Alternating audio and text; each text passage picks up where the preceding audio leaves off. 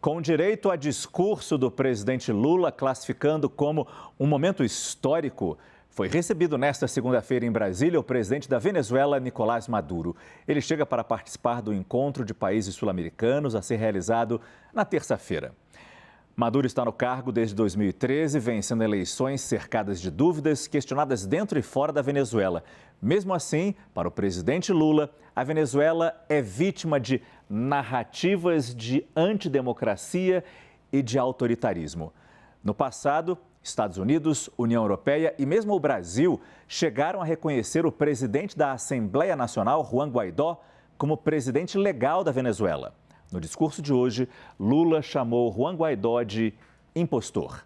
O presidente Lula disse ainda que o Brasil sempre teve uma parceria excepcional com a Venezuela e espera voltar com isso, apesar dos anos em que, por contingências políticas e equívocos, Maduro não pôde vir ao Brasil. Nesta edição do CNN Prime Time, vamos explicar os contextos políticos e econômicos dessas frases. O que está correto ou precisa de melhores explicações? Mas antes, vamos direto para Brasília com os detalhes dessa visita, conversando com o repórter Theo Cury. Oi, Theo, boa noite. Oi, Márcio. Boa noite para você. Uma excelente noite para quem nos acompanha. Um momento histórico. Foi assim que o presidente Luiz Inácio Lula da Silva classificou esse encontro que era esperado, muito esperado por ambas as partes, hoje aqui no Palácio do Planalto, mais cedo e depois de um almoço do qual eles participaram no Ministério das Relações Exteriores, no Palácio do Itamaraty. Os dois classificaram como um momento histórico para reatar essa relação entre a Venezuela e o Brasil, uma relação que ficou estremecida ao longo dos últimos anos. A última vez que Nicolás Maduro esteve aqui no Brasil foi ainda durante o governo da presidente Dilma Rousseff em 2015. Depois houve uma dificuldade de relação entre o Brasil e a Venezuela durante o governo de Michel Temer, mas principalmente durante o governo de Jair Bolsonaro, quando foi proibida a entrada no Brasil da comitiva do presidente venezuelano Nicolás Maduro pelo presidente da República, Jair Bolsonaro. Hoje, nesse encontro que eles tiveram, logo depois dessa reunião bilateral que os dois tiveram, às vésperas desse encontro, que vai ter uma série de líderes aqui sul-americanos na capital federal, em Brasília, encontro que acontece amanhã. Depois dessa reunião que Lula teve com Maduro, os dois conversaram com jornalistas, responderam a alguns questionamentos e o presidente Lula criticou rebateu as críticas feitas pelos opositores que classificam o regime venezuelano como um regime autocrata, um regime ditatorial. Lula rebateu isso, disse que Nicolás Maduro foi eleito democraticamente, criticou as posições de outros países disse que defendeu, inclusive, Nicolás Maduro a líderes europeus e a líderes norte-americanos e criticou a postura e criticou Juan Guaidó, que se autoproclamou presidente venezuelano ainda em 2019. Tudo isso aconteceu hoje durante esse encontro que os dois tiveram. Lula também disse ser favorável à inclusão,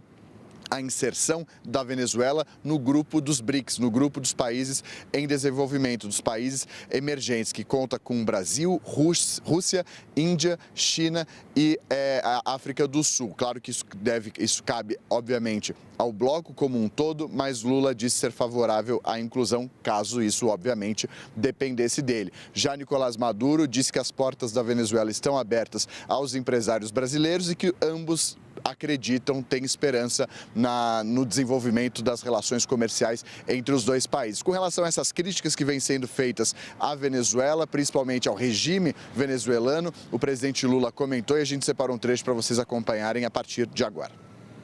Eu acho, companheiro Maduro, que é preciso, você sabe a narrativa que se construiu contra a Venezuela, da antidemocracia, do autoritarismo, sabe? Então eu acho que cabe à Venezuela mostrar a sua narrativa para que possa efetivamente fazer as pessoas mudar de opinião. Eu vou em lugar que as pessoas nem sabem aonde fica a Venezuela, mas sabem que a Venezuela tem problema da democracia, que o governo não tem das contas. Então é preciso que você construa a sua narrativa e eu acho que por tudo que nós conversamos, a sua narrativa vai ser infinitamente melhor do que a narrativa que eles têm contado contra você. É efetivamente inexplicável um país ter 900 sanções porque o outro país não gosta dele. É inexplicável.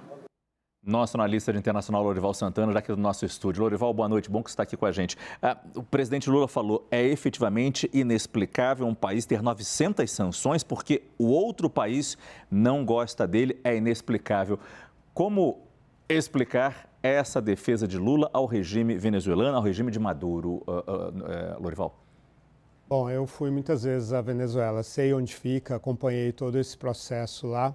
E o que aconteceu foi o seguinte, quer dizer, em 2015 foi a última eleição livre e justa da Venezuela, a oposição ganhou a maioria da Assembleia Nacional. E aí, a partir daí, o chavismo, no caso do Nicolás Maduro, concluiu que não dava para fazer eleições livres e justas porque o regime perderia, porque a situação econômica tinha se deteriorado muito e a repressão muito forte também. Então, eles mudaram a composição da Corte Suprema para que se tornasse uma corte chavista, aposentaram os juízes que não eram chavistas. A Corte Suprema passou a anular todas as decisões da Assembleia Nacional. Em 2017, a eleição que eu cobri da Assembleia Constituinte substituiu a Assembleia Nacional por uma Assembleia Constituinte, mas isso não era constitucional, porque a Assembleia Nacional não aprovou a Assembleia Constituinte. Em 2018, aí a oposição já não participou da eleição presidencial por causa da fraude que ocorreu em 2017. E aí, então, o cargo de presidente foi declarado vago pela Assembleia Nacional, de acordo com o artigo 233 da Constituição venezuelana, promulgada pelo Hugo Chávez, inclusive. E aí foi por isso que a Assembleia Nacional declarou o Juan Guaidó, que era o presidente da Assembleia Nacional, como presidente. É isso que prevê o artigo 233. Então, ele não foi autoproclamado presidente, foi proclamado de acordo com a Constituição. Foi por isso que Estados Unidos, União Europeia, Brasil, Colômbia e tantos outros países reconheceram Juan Guaidó como presidente, é só isso. Mas o Lula tem uma longa história de apoio ao chavismo. Em 2006, por exemplo, ele inaugurou uma ponte sobre o rio Orinoco, construída com dinheiro do BNDES pela Odebrecht, e ao lado do Hugo Chávez pediu voto para o Hugo Chávez, que estava ali concorrendo a uma eleição. Essas posições todas do Lula enfraquecem a luta pelos direitos humanos na Venezuela. Eu assisti a reportagem que a repórter da TV estatal venezuelana fez quando o Maduro estava chegando ao Planalto, e aí ela afirma que Lula compartilha com Maduro os ideais de justiça social e assim por diante. Então, é o Brasil se alinhando com uma ditadura sanguinária. Isso explica, talvez, algumas das 900 sanções aplicadas à Venezuela. Sim, essas sanções são sanções de acordo com as leis dos países, inclusive porque existem evidências de envolvimento do Nicolás Maduro com narcotráfico, além de corrupção e de violações de direitos humanos. Então, democracias, como os Estados Unidos e a União Europeia, adotaram essas sanções. Muito obrigado, Lorival Santana, que volta nessa edição do CNN Prime Time. Vamos rever agora a frase do presidente Lula quando ele afirmou que é a favor da entrada da Venezuela no grupo dos BRICS. Tem várias propostas de outros países que querem entrar nos BRICS. Nós vamos discutir, porque não depende da vontade do Brasil, depende da vontade de todos. A gente vai discutir. Se houver um pedido oficial, esse pedido será oficialmente levado para os BRICS. E lá nós decidiremos. Se você perguntar a minha vontade, eu sou favorável. Quem está aqui no estúdio agora é o nosso analista de economia, Fernando Nakagawa. Você entendeu? Com Lorival Santana, começamos a explicar um pouco melhor as falas de Lula em relação à política internacional. Naka nos traz a explicação econômica, especialmente lembrando a grande polêmica que existe entre Brasil e Venezuela na seara econômica, que é o calote que eles nos deram, efetivamente nos deram. Quanto a Venezuela, Naka, hoje deve ao Brasil? Boa noite. Boa noite, Márcio. É uma dívida, um calote na casa do bilhão, em duas frentes. Normalmente a gente vê sempre nas redes sociais, na internet, críticas ao financiamento de obras de infraestrutura na Venezuela, projetos importantes aos venezuelanos, como o metrô, por exemplo, obras portuárias. Mas há algo além disso. Hoje, a Raquel Landim trouxe aqui, agora há pouquinho no Arena, outros dados que se somam a este calote dado ao BNDES, que também está no comércio exterior. A gente tem os principais números aqui, Márcio, para nós termos uma ideia do tamanho desta dívida que a Venezuela tem atualmente com o Brasil. Então, na esquerda aqui, nós temos os projetos do BNDES. Ao todo foram emprestados US$ 1,5 bilhão em projetos de infraestrutura para o financiamento desses projetos de empresas brasileiras. 722 milhões de dólares efetivamente não foram pagos desta dívida. E ainda temos quase 100 milhões de dólares, 84 milhões de dólares a vencer. Então, só nesta conta aqui são 4 bilhões de reais que não foram pagos. Mas aí tem este outro lado aqui do painel, Márcio, onde nós temos a dívida em importações de produtos brasileiros. Basicamente são alimentos e também aeronaves produzidas aqui no Brasil pela Embraer. Aqui são mais 910 milhões de dólares. Então, somando aqui, a gente tem uma dívida que chega perto de 2 bilhões de dólares em calote efetivo, dinheiro que não foi pago pelos venezuelanos. Agora, na próxima tela a gente tem, Márcio, o detalhamento dos 4 principais projetos que foram financiados pelo BNDES. Aqui a gente fala apenas do BNDES. A expansão do metrô de Caracas em várias linhas, a construção de uma siderúrgica venezuelana nacional, além do estaleiro Astialba e também o saneamento na região de Miranda, do rio Tuy.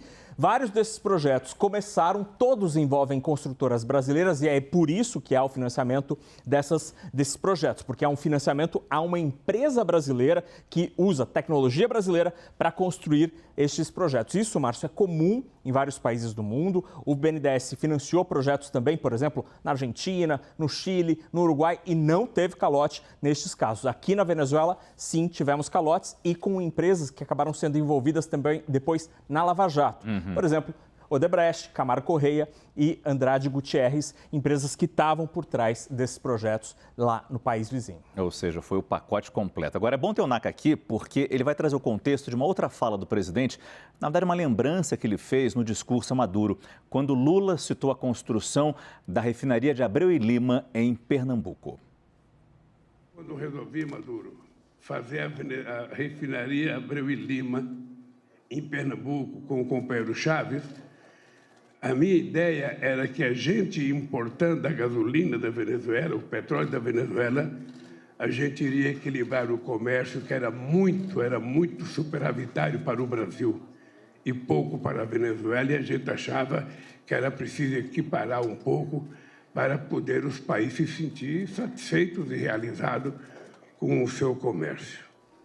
É parecido um pouco com as obras que a gente viu sendo feitas na Venezuela. É estranho a gente construir algo para ajudar os negócios de um país vizinho, mas toda a história da Abreu e Lima consegue ser mais estranha ainda, né, Naka? É um projeto repleto de polêmicas. Lá atrás, no começo dos anos 2000, Márcio, quando esse projeto de uma nova refinaria no Nordeste foi anunciado, começaram os estudos pela Petrobras, era algo importante. A demanda por combustíveis no Brasil crescia muito rapidamente, a nossa economia vivia um período de bonança com o boom das commodities, certa estabilidade macroeconômica, então a economia brasileira estava deslanchando e ter uma nova refinaria passou a estar no radar da Petrobras. Era a primeira refinaria, o primeiro novo grande projeto de refinaria desde o final da década de 1970, portanto, um grande empreendimento. Ele foi anunciado formalmente em setembro de 2005, Márcio. E aí, atenção aos números. Na ocasião, era um projeto de 2 bilhões e 400 milhões de dólares, 2,4 bi,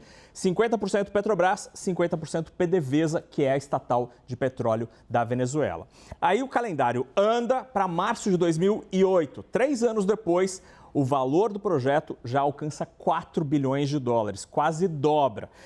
E neste momento, a percepção de que poderia produzir um pouquinho menos do que estavam achando que iria produzir inicialmente. Depois, em 2009, o projeto já alcança 13 bilhões de dólares, dos 2 bilhões iniciais, e a sociedade já começava a ficar abalada. A Petrobras estava com 60% e a PDVSA com 40%, com vários pagamentos não realizados. E aí, em 2011, a Petrobras anuncia formalmente que passa a ser um projeto 100% Petrobras. Em 2014, o projeto é inaugurado e a cifra final, segundo o TCU, ficou em 18 bilhões e meio de dólares. 18 bilhões e meio de dólares na comparação com 2 bilhões, pouco mais de 2 bilhões do início do projeto. Houve uma série de problemas técnicos e há também percepção de que pode ter havido algum tipo de desvio de recursos nesse projeto, Márcio. Fernando Nakagawa nos ajudando agora na parte econômica, como a gente assiste ao discurso e à visita de Nicolás Maduro ao Brasil e a recepção dada a ele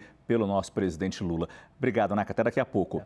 Ainda no discurso de Lula hoje, falando a Nicolás Maduro, o presidente brasileiro disse que Maduro foi democraticamente eleito e que Juan Guaidó, proclamado presidente da Venezuela pela Assembleia Nacional, é um impostor. Essa fala gerou reação política e não foi pequena. O governo pode perder a formulação ministerial em razão da visita de Maduro ao Brasil. Isso porque, até quinta-feira desta semana, as duas casas legislativas, Câmara e Senado, precisam validar uma medida provisória responsável por essa redefinição da esplanada. O bastidor é da âncora do CNN 360, Daniela Lima. Já falamos da questão internacional, já falamos da questão econômica, chegou a hora de falar da questão política. A chegada do presidente da Venezuela ao Brasil foi alvo de críticas também de Jair Bolsonaro. Ao repórter da CNN, Leandro Magalhães, o ex-presidente lamentou a aproximação do Brasil com o país vizinho. Bolsonaro disse, abre aspas, vejo com tristeza essa aproximação com ditaduras. O atual governo não tem nenhum apreço pela democracia fazendo isso. Essas pessoas, se referindo a Nicolás Maduro, representam o que o Lula quer para o Brasil. Povo sem liberdade. O que existe na Venezuela é uma ditadura silenciosa, fecha aspas. A reportagem completa está no site da CNN Brasil. Eu converso com Caio Junqueira e Renata Agostini. Começo com você, Renata. Boa noite. Num cenário ainda muito claro de polarização, parece que o presidente Lula não está se importando em elogiar Maduro, deixando de lado os questionamentos que o mundo faz à Venezuela. É muita segurança com as votações que o governo vai enfrentar esta semana no Congresso, Renata? Boa noite, Márcio, Caio. Boa noite a todos. Márcio, não me parece que o presidente está fazendo esse tipo de cálculo. Era esperado que a gente visse no governo Lula, nesse Lula 3, um gesto mais enfático em relação à Venezuela, inclusive essa retomada das relações bilaterais. Vamos lembrar que Lula foi um apoiador bastante enfático de Nicolás Maduro. Lá atrás ele chegou a gravar, lembra? Um vídeo enquanto Maduro estava disputando as eleições. Então ele tem ali uma relação, ele é um entusiasta de Maduro raiz, digamos, podemos colocar assim. Fora isso, você tem uma proximidade do PT com a ideia do Estado venezuelano, na forma como a forma que ele adquiriu, tanto com Chávez quanto com Nicolás Maduro. Essa é uma bandeira que o PT e o próprio Lula carregam. O que me parece é que, diante disso, Lula não está medindo muitos esforços nem as palavras para fazer esse gesto para o mundo. As palavras que ele escolheu hoje, que você já enfatizou, o fato dele fazer esse aceno, querendo incorporar a Venezuela ao BRICS, todas essas ponderações que ele fez, basicamente tentando dizer que o tratamento que Maduro recebeu nos últimos anos foi um tratamento injusto. Não é somente o fato da Venezuela ter ficado afastada das relações bilaterais com o Brasil. Vamos lembrar que em 2017 houve a suspensão da Venezuela por decisão dos países membros do Mercosul. Então tem um caminho que Lula está tentando percorrer de reabilitar a Venezuela na sua relação com o Brasil, na sua relação regional e a sua relação com o mundo, quando ele faz esse gesto com o BRICS. Quando eu comecei dizendo, né, Márcio, não parece que ele está fazendo esse cálculo, porque isso é uma trilha que Lula já projetava e que ele está olhando mais à frente. Ele não está fazendo essa conexão com os resultados diretos que ele teria aqui. Isso faz muito sentido, especialmente quando a gente escuta críticas já recorrentes, inclusive de ministros desse governo, dizendo que Lula está com essa cabeça muito voltado para fora e não tanto para a política interna, não tanto para o que está acontecendo aqui. Esse bastidor que Dani Lima trouxe mais cedo, que fala dos reflexos que isso pode ter na política interna, é mais um resultado desse aparente distanciamento de Lula com a governabilidade. E, Caio, sua visão sobre o ideal político de Lula ao chamar Maduro para essa visita e, claro, a todos os elogios feitos à Venezuela. Boa noite, Márcio. Boa noite, Renato. Boa noite a todos. Márcio, na verdade, o convite do governo brasileiro foi para todos os países vizinhos aqui da América do Sul.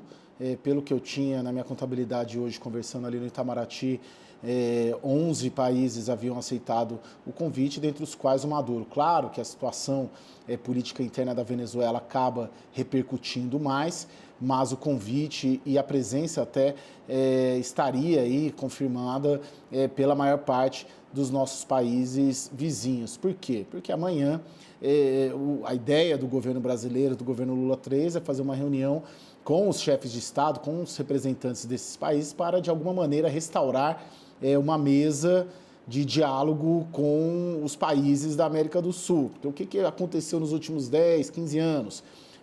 Por exemplo, criou-se a Unasul, naquela onda vermelha, né, com dirigentes progressistas, à esquerda, quando houve uma época em que a maior parte dos presidentes aqui, das lideranças, eram à esquerda. Aí depois isso refluiu. Aí a direita, as lideranças à direita criaram o Prosul. Então ficou algo assim ao sabor das conveniências políticas internas de cada liderança e do movimento de cada sociedade, de cada país. Então agora, dentro dessa ideia de regionalização, de retomada, construção de pontes com os países vizinhos, houve essa opção de vamos fazer uma reunião que não propriamente seria uma reunião da Unasul, mas é uma reunião com os países vizinhos para ver se coloca alguma coisa no lugar, seja da Unasul, seja do Prosul, o que fazer, né? Então, nessa reunião, nesse contexto, que o Maduro acabou vindo ao Brasil, né? A gente tem falado bastante da presença dele, dessas declarações. Hoje, claro, o presidente teve bastante, uma agenda intensa com ele, mas ele é apenas um dos líderes da América do Sul que está marcando presença nesse encontro. Tem uma avaliação também, né, dentro desse contexto, no Itamaraty, de que é melhor você ter algum tipo de relação com a Venezuela do que você não ter nenhum tipo de relação com a Venezuela. Por quê? Porque se você deixa isso em aberto, a despeito de ser, sim, uma ditadura, você abre espaço para que outros países possam influenciar ali. Além dessa questão da dívida que o Naka estava colocando, da questão de ser um país integrante da OPEP, tem essa questão também, principalmente da influência de outros países, de outras potências, principalmente China e Rússia, aqui na América do Sul. Então tem também um contexto geopolítico, sem falar dos 20 mil brasileiros que moram na Venezuela e quando houve o rompimento diplomático acabaram ficando desassistidos, né? Porque não havia sequer embaixada aberta lá para eles. Obrigado, Caio. Obrigado também, Renata Agostini. Daqui a pouco a gente volta a conversar.